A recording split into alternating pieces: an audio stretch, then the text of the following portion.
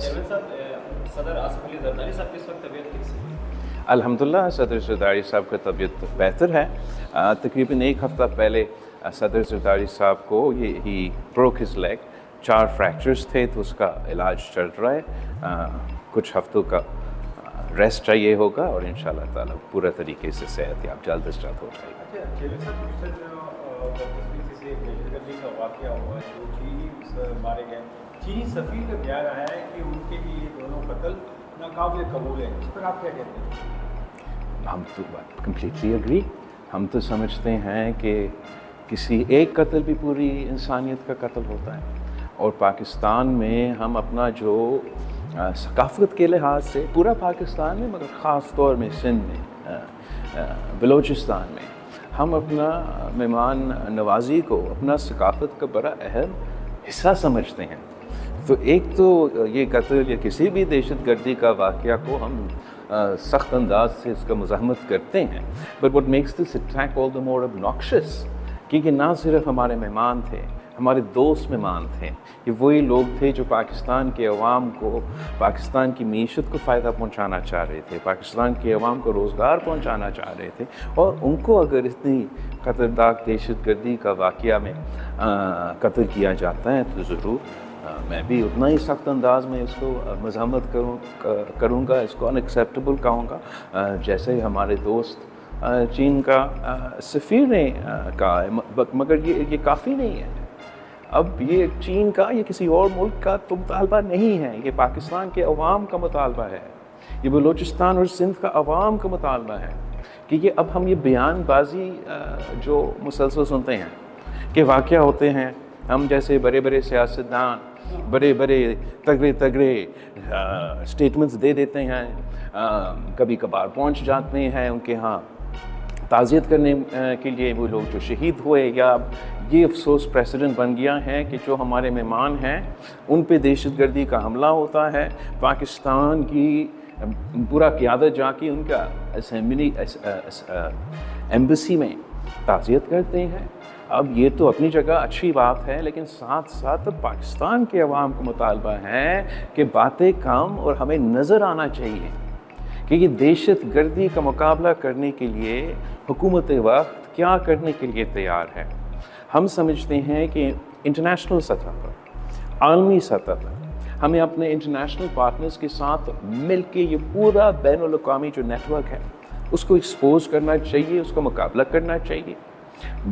Domestically ہمیں ایک national action plan 2.0 کی ضرورت ہے، تاکہ اس وقت بلوچستان سے لے کے ہمارا سابق قبائلی علاقوں تک جو دہشت گردی کا آگ پھیلا ہوا ہے، یہ حکومت کا ذمہ داری ہے.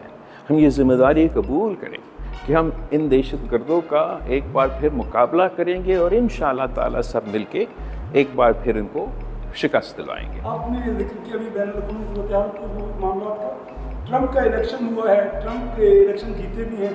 ایک آپ کی تصویر بھی وائرل ہے ٹرمپ کے داماد کے ساتھ سوشل میڈیا پر. ٹرمپ کی اس الیکشن کو کس طرح دیکھتے ہیں پاکستان کی سیاست میں، بین الاقوامی سیاست میں؟ جہاں تک ٹرمپ کا الیکشن ہے، ویسے ہمیں پاکستان کی ہی فکر ہوتا ہے، پاکستان کے انٹرسٹ کا فکر کرتے ہیں، پاکستان کے عوام کے بارے میں سوچتے ہیں. اور جہاں تک کسی اور ملک کا، کسی دوسرا ملک کا الیکشن کا تعلق ہے، آپ کا اتنا ہی فکر ہوتا ہے، اس انداز سے دیکھا جاتا ہے کہ اس کا کیا اثرات ہو سکتے ہیں اپنے عوام پہ، اپنے ملک پہ. امریکہ کا جو ڈومیسٹک پالیٹکس ہے، ہم وی ڈونٹ ٹیک سائڈس، نہ ہمیں ڈیموکریٹس کے سائڈز لیتے نہ ریپبلکنس کے سائڈز لیتے. اگر ہم لیتے تو وہ انٹرفیئرنس ہوتا ان کے ڈومیسٹک افیئرس میں. ویسے ہی جیسے وہ پاکستان کے سیاست میں نہ نون لیگ سے یا پیپلز پارٹی سے یا کسی اور جماعت سے وہ ڈومیسٹکلی انٹرفیئر کرتے ہیں. جہاں تک کسی تصویر کا سوال ہے، بالکل میں ذاتی طور پہ جو ان کے داماد ہے اور ان کی بیٹی ہے میں جانتا تو ہوں، اور شہید بیوی اور صدر زرداری بھی ڈونلڈ ٹرمپ جب صدر نہیں تھا امریکہ کا تب سے ان کو جانتے ہیں باقاعدہ. آئی تھنک جب شہید بی بی پہلی دفعہ وزیر اعظم بنی اور وہ امریکہ چلی گئی تھی تو ان زمانوں میں ڈونلڈ ٹرمپ نے ان کے لیے کوئی کھانا یا ایسے کچھ ہوسٹ کیا تھا. مگر جہاں تک ذاتی تعلقات ہیں وہ ضرور ڈپلومیسی میں اس کا ایک اثر ہے, ایک رول ہے, پر اس سے زیادہ اہم ایشوز ہوتے ہیں. گراؤنڈ ریالٹیز کا کمپوننٹ ہوتا ہے, جیو پالیٹکس کا زور ہوتا ہے, ڈومیسٹک ایجنڈا اور ڈومیسٹک پرائیورٹیز کا اثر ہوتا ہے. آپ کا ذاتی جان پہچان دوستی اس سے اس کا کم اثر ہوتا ہے. اور ہمیں جو زمینی حقائق ہیں اس وقت اس پہ وی نیڈ ٹو انڈرسٹینڈ کہ جو پاکستان اور امریکہ کا تعلقات ہیں وہ اتنے اچھے نہیں ہیں جتنے اچھے ہو سکتے ہیں. آئی مین جب میں اس ملک کا وزیر خارجہ تھا تب بھی کوئی خاص تعلقات نہیں تھے, مگر اس وقت اس سے بدتر تعلقات ہیں اور پاکستان کے عوام کے مفاد میں ہیں کہ ہم اپنے تعلقات جو امریکہ کے ساتھ ہیں وہ بہتر کرے تاکہ جو معاشی مفاد ہے, جو ہمارا ٹریڈ ہے, اس میں اضافہ ہو, اس میں کمی نہ آئے. اچھا سر, حکومت نے وی پی این پر پابندی لگا دی اور انٹرنیٹ پر مزید پابندیاں جو ہیں وہ عائد کی جا رہی ہیں, اس پر آپ کا کیا؟ اس پہ میں اتنا ہی کہوں گا کہ جو لوگ یہ فیصلے کرتے ہیں نا وہ نہ انٹرنیٹ استعمال کرتے ہیں, نہ ان کو پتہ ہے کہ انٹرنیٹ کو کیسے استعمال کیا جاتا ہے, نہ ان کو پتہ ہے کہ وی پی این ہے کیا, وی پی این کیسے استعمال کیا جاتا ہے, کیوں استعمال کیا جاتا ہے. ان کو فرق ہی نہیں پڑتا کہ ان کا انٹرنیٹ کا سپیڈ 2G ہو, 3G ہو, 4G ہو, 5G ہو, کیا فرق پڑتا ہے ان کو. ہم سے اس پہ نہ مشاورت کیا گیا, نہ انپٹ لیا گیا. اگر لیا جاتا تو ہم سمجھاتے کہ کس طریقے سے یہ پاکستان کی معیشت, پاکستان میں 2 سیکٹرز ہیں, ہمارا زراعت کا شعبہ اور دوسرا ہمارا ٹیکنالوجی کا یہ ٹیک کا شعبہ, جس میں پاکستان کی معیشت میں سب سے بڑا کردار ادا کر سکتے ہیں. ہمارا ایکسپورٹس میں, ہمارا کمائی میں یہ اضافہ کر سکتے ہیں. اور بدقسمتی کے ساتھ حکومت دونوں جو یہ شعبے ہیں ایسے پالیسیز بنا رہے ہیں جس سے ان کو نقصان پہنچایا جا رہا ہے, فائدہ نہیں پہنچایا جا رہا ہے. آپ طریقہ کار ہے کہ آپ اپنے انٹرنیٹ کو سیکیور بھی کریں, آپ اپنے جو انڈیزائربل ایکٹیویٹی ہے اس کو پولیس بھی کرے, اور عوام کو یہ ٹول کو, یہ سب سے امپورٹنٹ ماڈرن ٹول کو وہ سہولت فراہم کیا جائے. اب زمانہ بدلا ہے. ایک زمانہ میں آپ کا انفراسٹرکچر ہوتا تھا کہ سڑک بنانا, پل بنانا, بس لے کے دینا. اب انفراسٹرکچر کا مطلب ہے کہ انٹرنیٹ کنیکٹیوٹی پہنچانا, کتنا سپیڈ ہے آپ کا انٹرنیٹ کنیکٹیوٹی کا, تاکہ یہ جو نیا اکنامک سپیس ہے اس اکنامک سپیس پہ آپ کے عوام اپنا کردار ادا کرے. اس وقت ہم کہتے ہیں کہ ہمارے ہاں 4G ہے, جبکہ وہ جھوٹ ہے, ہمارے ہاں 3G ہے. اوپر سے ہم نے اس 3G کا انٹرنیٹ کو اتنا سلو کر دیا کہ تقریباً میرا بچپن کا 1990s کا انٹرنیٹ جو ٹیں ٹیں کر کے چلتا تھا اس سپیڈ تک پہنچ چکا ہے. اوپر سے ہم نے وی پی این پہ اب پابندی لگا دیا ہے, مگر وہ سائٹس, دوسرے سائٹس پہ بھی ہم نے پابندیاں لگائی ہیں جس کی وجہ سے ہم وی پی این استعمال کر رہے تھے. وہ عام لوگ تو اس لیے استعمال کرتے ہیں جو یہاں اکنامکلی اس سیکٹر میں موجود ہیں. مثلاً ایسے کافی سینٹرز ہیں جو ویسٹرن دنیا کے ہیلتھ فیسلٹیز کے لیے بیک اینڈ کام کرتے ہیں, اور یقیناً انٹرنیشنل کلائنٹس یہ چاہیں گے کہ ان کے ہیلتھ ریکارڈز کے سیکیورٹی کا یقین دہانی دیا جائے. وی پی این کا مطلب یہ ہے کہ وہ ڈیٹا سیکیور ہے. اگر وی پی این نہیں ہے تو اس سیکٹر کو بھی دھچکا ہوگا. میرا خیال میں حکومت کو جب بھی کوئی پالیسی بنا رہا ہو تو اس کا تمام ایسپیکٹ کا جائزہ لے کے سولوشنز دینے چاہیے. آپ نے حکومت کی بات کی تو یہ ایسا لگتا ہے کہ آپ وفاقی حکومت سے ناراض ہیں. وفاقی حکومت کے ساتھ جو معاہدہ ہوا تھا, جو آپ کی مشاورت ہوئی تھی, اس میں بھی آج کل صورت لگتا ہے کہ آپ نے وفاقی حکومت آپ کے ساتھ مشاورت نہیں کر رہی, معاہدے پر بھی عمل نہیں ہو رہا ہے. اور پھر یہ بھی خطرات ہے کہ اس وقت جو مجموعی طور پہ آپ CEC کا اجلاس بھی بلانے جا رہے تھے, اور آپ نے کہا تھا کہ ہم CEC اجلاس میں بلائیں گے اور کچھ فیصلے کریں گے, اس کا کیا حل؟ ویسے تو ناراضگی کا تو سوال ہی نہیں ہے, اور ناراض ہونے پہ تو سیاست بھی نہیں کیا جاتا. سیاست تو عزت کے لیے کیا جاتا ہے, اور معذرت کے ساتھ اس وقت وفاق میں نہ عزت دیا جاتا ہے اور نہ ہی سیاست کیا جا رہا ہے. اب جہاں تک آپ نے ہمارا اگریمنٹ کی بات کی, بالکل جیسے دنیا بھر میں کسی بھی پارلیمانی نظام میں کوئی بھی اگر اقلیت حکومت ہو اور ان کا اگریمنٹ ہے ان کا کانفیڈنس سپلائی کا سیاسی پارٹنر کے ساتھ تو اس اگریمنٹ پہ عمل درآمد ہوتا. ہم مورل سپورٹ پرووائڈ کرنے کے لیے حکومت کے ٹریجری بینچز پہ بیٹھے ہیں. ہم in good faith Hare vote پہ نیگوشیٹ نہیں کرتے ہیں مگر ضرور ہم یہ دیکھنا چاہیں گے کہ جو ہمارا طے شدہ اگریمنٹ ہے اس پہ عمل درآمد کیا جائے, جو ہمارا انڈرسٹینڈنگز ہے اس پہ عمل درآمد کیا جائے, جو اہم لیجسلیشن ہے اس پہ پوری طریقے سے مشاورت کیا جائے گا. آپ کو بھی یہ you'd also feel disrespected اگر کسی اہم لیجسلیشن پہ وہ لیجسلیشن پہلے کابینہ سے پاس ہو, پہلے پرنٹ ہو جائے, پہلے فلور پہ آ جائے ووٹ ہونے کے لیے اور اس کے بعد مجھے ایک کاپی دیا جائے کہ یہ ذرا پڑھے اور ووٹ ڈالے, not let alone members of my political party کی. تو بالکل پاکستان پیپلز پارٹی کی سینٹرل ایگزیکٹو کمیٹی نے ہی یہ فیصلہ کیا کہ ہم نے اس حکومت کا شامل نہیں ہونا بس ساتھ دینا ہے, اس بنیاد پہ کہ ہم پولیٹیکل اسٹیبلٹی پہ یقین رکھتے ہیں, اس امید کے ساتھ کہ ہم مہنگائی کے خلاف ہے اور یہ حکومت مہنگائی میں کمی لے کر آئیں گے. میں سمجھتا ہوں کہ حالات ایسے ہیں کہ پولیٹیکل اسٹیبلٹی بڑا آسانی سے قائم کیا جا سکتا ہے. حالات ایسے ہیں کہ معاشی انداز پہ حکومت نے اس بات میں ایٹ لیسٹ وہ کلیم کر رہے ہیں کامیابی کہ وہ مہنگائی کو کم کرنے جا رہے ہیں. تو ہم پیپلز پارٹی نے اسی بنیاد پہ بھی آگے جا کے فیصلے کرنے ہیں. مگر as chairman of the Pakistan Peoples Party اب کافی دیر ہو چکا ہے, ہمارا CC نہیں ہوا ہے. عام طور پہ دسمبر میں ہمارا CC ہوتا ہے. تو it's my responsibility to bring the ground realities, the facts before my party, اور جو بھی فیصلہ پارٹی کرے گا میں تو پھر پورا پارٹی اس سے باؤنڈ ہے. اور ہمیشہ جو بھی پاکستان پیپلز پارٹی کی سینٹرل ایگزیکٹو کمیٹی نے فیصلہ کیا وہ ہمیشہ ملک اور قوم کے مفاد کے فیصلے کیے ہیں. تو بٹ یہ ہمارا ایک پارٹی کا پروسیجر ہے, اس پارٹی کے پروسیجر کے مطابق میں تو چلوں گا. ہم سندھ سے تعلق رکھتے ہیں, سندھ کے ساتھ ایک بڑا مسئلہ ہے, ڈیموں کا مسئلہ ہمیشہ رہا ہے. ابھی پھر 6 کینالز بنانے کی بات ہو رہی ہے دریائے سندھ پہ, انڈس ریور پہ.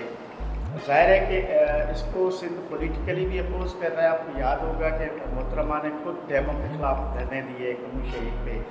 اس وقت سندھ میں ایک بڑی اپوزیشن ہے اس مسئلے پہ, مظاہرے بھی ہو رہے ہیں, احتجاج بھی ہو رہا ہے. ظاہر ہے کہ سندھ میں پاکستان پیپلز پارٹی کی گورنمنٹ ہے, وہ ایک حد تک ڈیبیٹ بھی ہو سکتی ہے اس سے.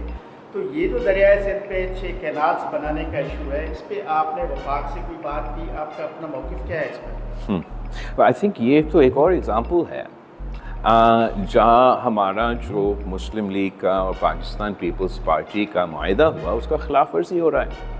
ہم نے اس اگریمنٹ میں طے کیا کہ جو چاروں صوبوں کا PSDP ہے وہ ہم پاکستان پیپلز پارٹی اور مسلم لیگ مل کے بنائیں گے. اور یہ جو منصوبہ ہے اس کا اپروول تب ہوا تھا جب میں مصروف تھا 26th امینڈمنٹ کا جدوجہد کر رہا تھا. پیٹھ پیچھے اس کو اپروول دیا گیا, وہ بھی میرے پارٹی کے ممبران کے ساتھ آن دا ریکارڈ اعتراضات کے باوجود. ناؤ جیسے آپ کہہ رہے ہیں اس منصوبے کے لیے کنسنسس موجود نہیں ہے. جس طریقے سے حکومت آگے بڑھ رہے ہیں وہ تو اس پہ کنسنسس ناممکن ہوتا جا رہا ہے. میں سمجھتا ہوں کہ کنسنسس مختلف طریقے ہیں جس سے ہم اپنے بنجر علاقے کو زراعت کے لیے یا پینے کے پانی کے لیے پانی پہنچا سکتے ہیں. ہم نے ایسے بہت سے منصوبے تھر کے ریگستان میں لے کر آئے ہیں, RO پلانٹ سے لے کے سیلائن اریگیشن تک, جس پہ ملک کا کنسنسس بھی بن سکتے ہیں اور ہم پاکستان کے عوام کو ان کا پانی کا حق پہنچا سکتے ہیں. لیکن جو طریقہ حکومت اپنا رہا ہے اس پہ تو وہ کنسنسس نہیں ہے. صاحب آپ جس طرح سے 26ویں آئینی ترمیم کرانے کے لیے نظر کر رہا ہے, کیا 26ویں آئینی ترمیم کے بعد آپ کا جو عدالتی اصلاحات کا مشن ہے وہ مکمل ہو گیا؟ نہیں, اصلاحات reform is always an on going process.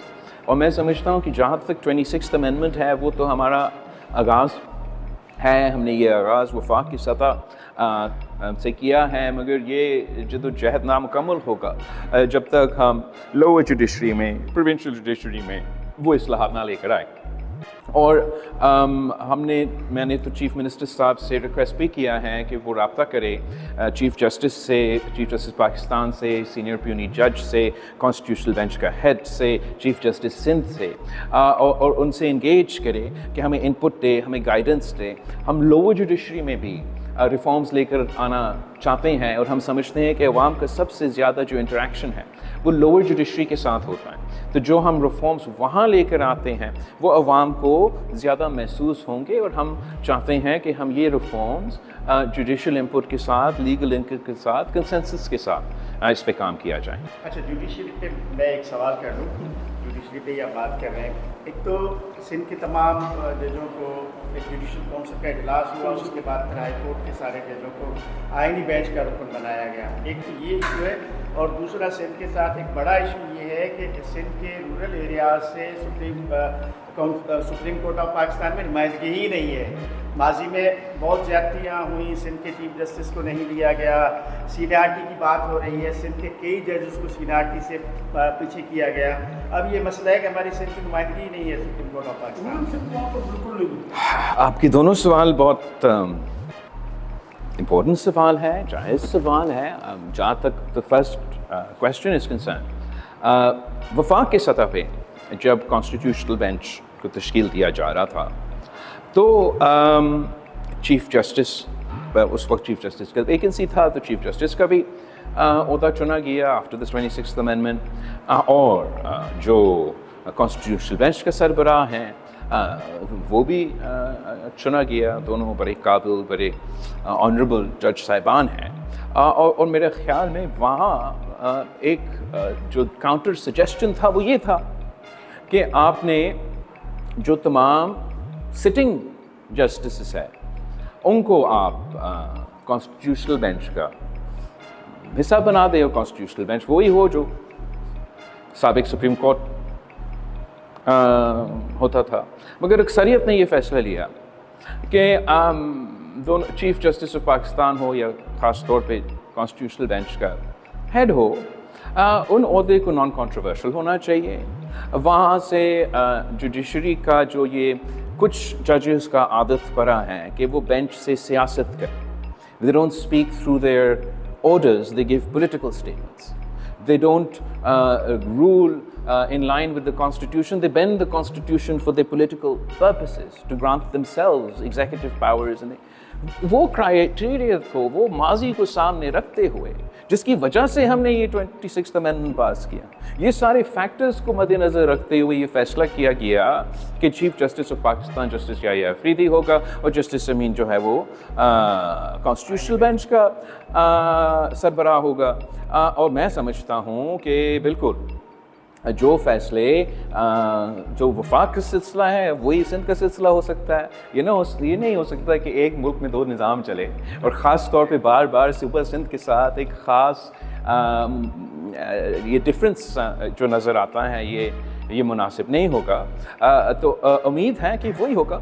ایک اور میٹنگ بھی ہونا چاہ رہا ہے، اور جس انداز سے فیصلے وفاق نے اپنے لے لیے ویسے انداز سے وہ فیصلے سندھ کے لیے لیتے ہیں.